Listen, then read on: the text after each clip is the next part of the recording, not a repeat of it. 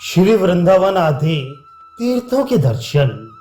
मथुरा से मधुवन, तालवन, कुमुदवन, बहुलावन आदि वनों को देखते हुए और रास्ते में अनेक तीर्थ कुंडों में स्नान आचमन करते हुए प्रभु भगवान की प्रधान लीला स्थली त्रिलोक के पावन श्री वृंदावन की भूमि में पहुंचे।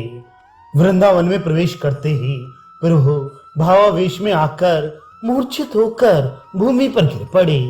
वे चारों ओर आंखें फाड़ फाड़ कर पागल की भांति इधर उधर देखने लगे।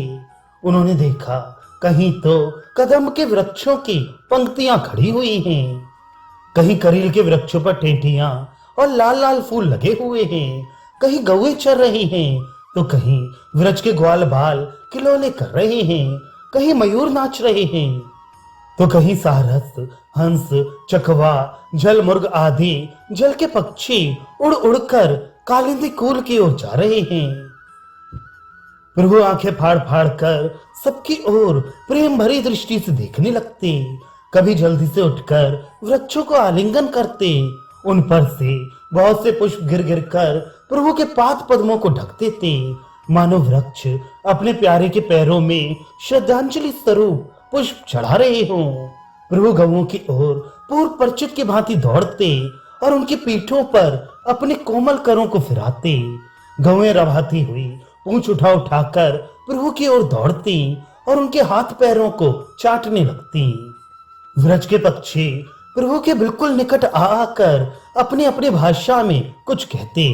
प्रभु उनकी प्रेम भरी वाणियों को सुनकर सिर हिलाने लगते, मानो वे उनकी बातों को समझकर संकेत के द्वारा उनका उत्तर दे रहे हैं। प्रभु के आनंद की सीमा न रही। वे वृंदावन में आते ही सभी बातों को भूल गए और जिस प्रकार जल से पृथक की हुई मछली फिर महासागर में डाल देने से परमानंद का अनुभव करती है, उसी प्रकार वृक्ष की पावन रज में लौटकर प्रभु उसी परमानंद स्वरूप सुख का अनुभव करने लगे। यहाँ से जाकर प्रभु ने व्रज मंडल के प्राय सभी तीर्थों के दर्शन किए। प्रभु के समय में वृंदावन सचमुच वन ही था। 10-20 ब्राह्मणों के और ग्वालों के झोंपड़े थे, नहीं तो चारों ओर वन ही वन था। बहुत ही भावुक भक्त वहां दर्शन करने आते थे और दर्शन करके मथुरा लौट जाते थे। व्रज मंडल के बहुत से तीर्थ और कुंड लुप्त प्राय हो गए थे, लोग उनका नाम तक नहीं जानते थे।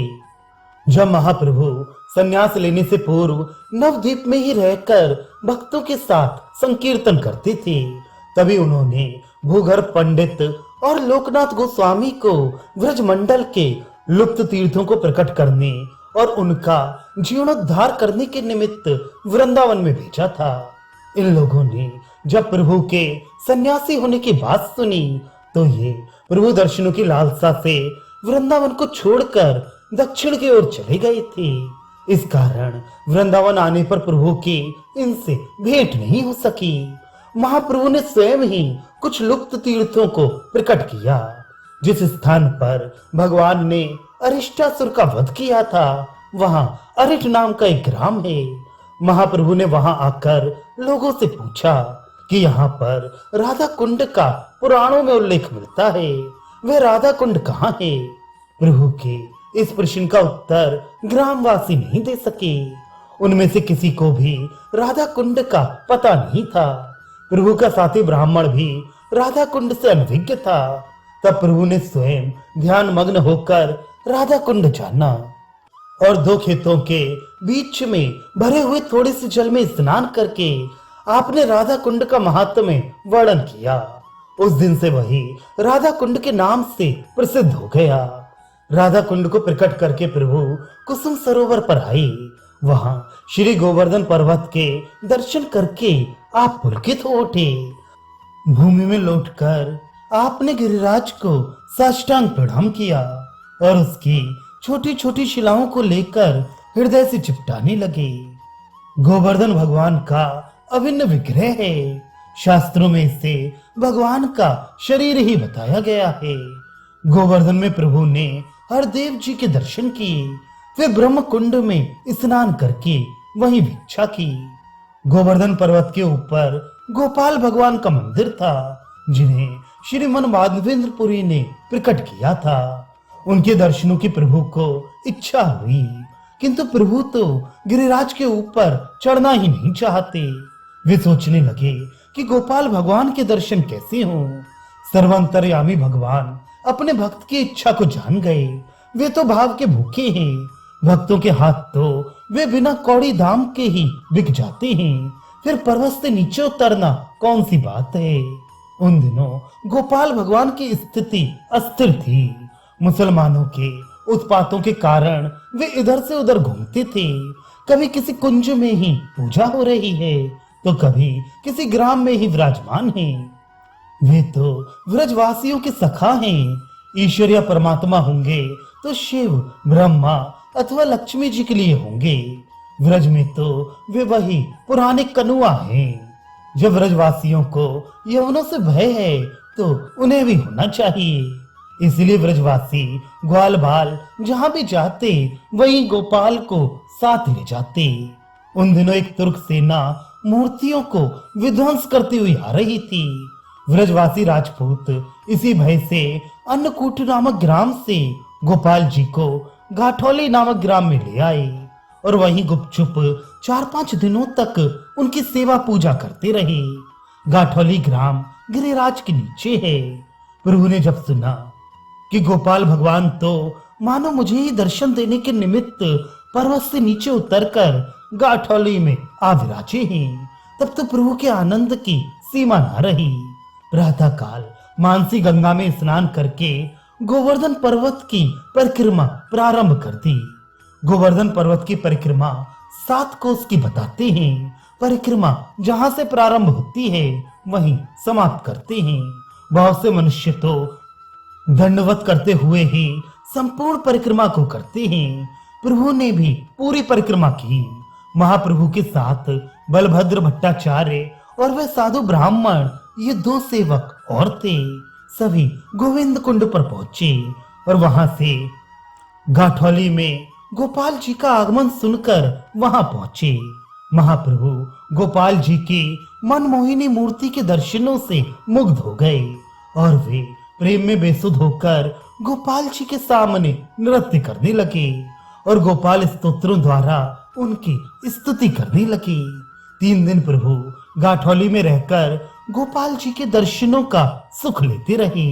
इसके अनंतर आप नंदीश्वर, पावन सरोवर, शेषशाही, लक्ष्मी, खेला तीर्थ, भांडीर वन, भद्रवन, लोहवन, गोकुल, महावन आदि भगवान की लीला स्थलियों के दर्शन करते हुए फिर मथुरा जी में लौट आए और उसी साधु ब्राह्मण के घर में आकर ठहरे। ब्राह्मण ने प्रभु की खूब सेवा की थी। उसी से संतुष्ट होकर प्रभु उसके घर में रहने लगे। वहां नगर की भीड़ भाड़ को देखकर मथुरा और वृंदावन के बीच में अक्रूर घाट पर एकांत समझकर वहां रहने लगे।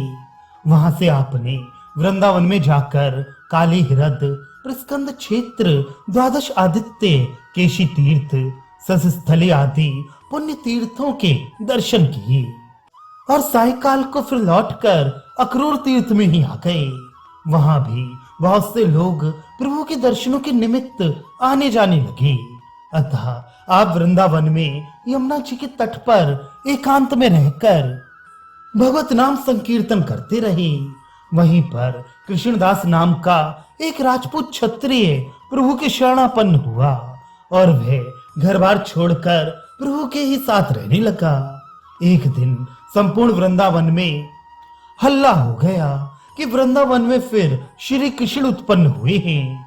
वे कालीदह में काली के फड़ पर नृत्य करते हैं और काली के सिर में की मणि प्रत्यक्ष चमकती है। बहुत से लोग इस बात को सुनकर प्रभु के पास पूछने आए कि क्या यह बात सत्य है।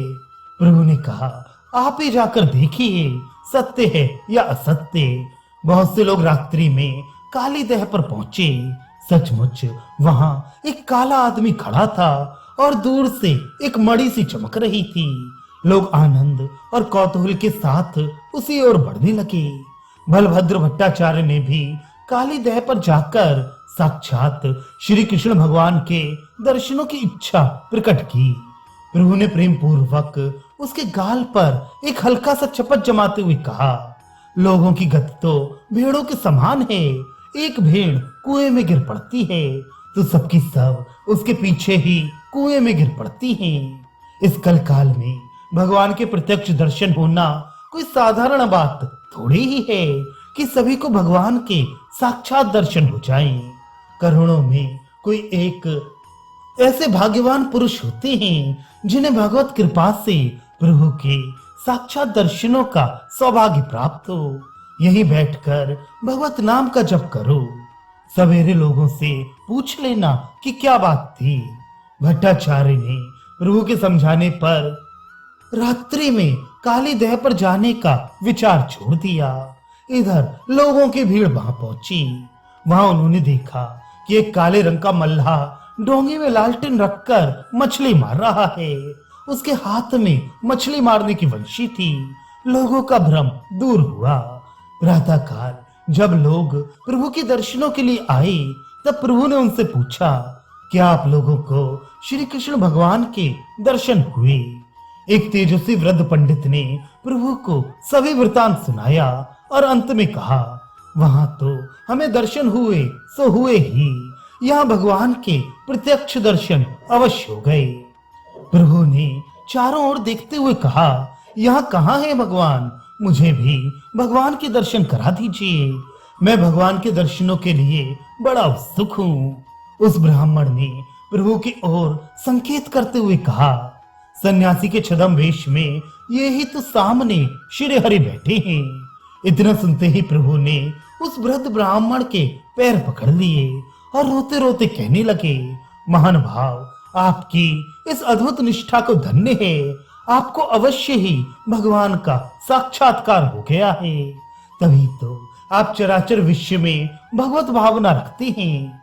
सच्चे भक्त को अपने भगवान के अतिरिक्त दूसरा कोई रूप भासता ही नहीं।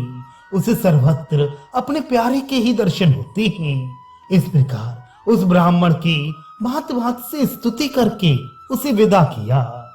महाप्रभु दिन में वृंदावन में स्नान जप से निवृत्त होकर भिक्षा अक्रूर तीर्थ पर ही आकर किया करते थे। ग्रामवासी ब्राह्मण तथा और द्विजाति के लोग नित्य प्रभु को भिक्षा कराने का आग्रह किया करते थे। कभी कभी तो 10-10, 5-5 आदमियों का साथ ही निमंत्रण आ जाता। महाप्रभु की वहां विचित्र दशा थी। जब भी उन्हें इस बात का स्मरण हो उठता कि इसी स्थान में डुबकी मारते हुए अक्रूर को भगवान के दर्शन हुए थे, तभी आप जल्दी से यमुना जी में कूद पड़ते और शरीर की सुध भूल कर बेहोश होकर यमुना के तीक्ष्ण प्रवाह में बहने लगते। इसीलिए भट्टाचार्य को प्रभु की बड़ी ही सावधानी से सदा देखरेख करनी पड़ती। अतः भट्टाचार्य ने उस ब्राह्मण से सम्मति लेकर प्रभु को लौटा ले चलने का निश्चय किया। उन्होंने प्रभु से निवेदन किया, प्रभु वहां एकांत विशेष नहीं रहता, निमंत्रण भी बहुत आने लगे हैं। आपके यहाँ दशा भी विचित्र सी हो जाती है।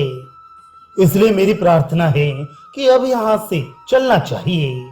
माघ की संक्रांति भी सन्निकट है। अभी से चलेंगे तो प्रयाग पहुंचकर मकर स्नान कर सकेंगे। अब जैसी आज्ञा हो। प्रभु ने अत्यंत प्रेम पूर्वक कहा, भट्टाचार्य महाशय, तुम्हारी ही कृपा से मुझे भगवान की पुण्य लीला स्थली के दर्शन हो सके हैं। तुमने ही मुझे वृंदावन के दर्शन कराकर मेरे इस जन्म को सार्थक किया है। अतः ये शरीर तुम्हारा ही है। तुम इसे जहां ले जाना चाहो वहां ले जाओ। मुझे इसमें कुछ भी आपत्ति ना होगी। प्रभु की सम्मति पाकर सभी को अत्यंत प्रसन्नता हुई और वह प्रभु का कृपा पात्र राजपूत ठाकुर तथा मथुरा का साधु ब्राह्मण, ये दोनों भी प्रभु के साथ ही साथ चलने को प्रस्तुत हुए। भट्टाचार्य के सहित चारों ही मथुरा जी में आए और वहां से यमुना पार करके प्रयाग की ओर चलने लगे। व्रज की पवित्र भूमि को परित्याग करते समय प्रभु को अपार दुख हुआ। वे शोक में विवल होकर भूमि पर गिर पड़े और बहुत देर तक अचेतन अवस्था में पड़े रहे। जिस किसी भांति तीनों ने मिलकर प्रभु को सावधान किया और उन्हें साथ लेकर आगे बढ़ने लगे।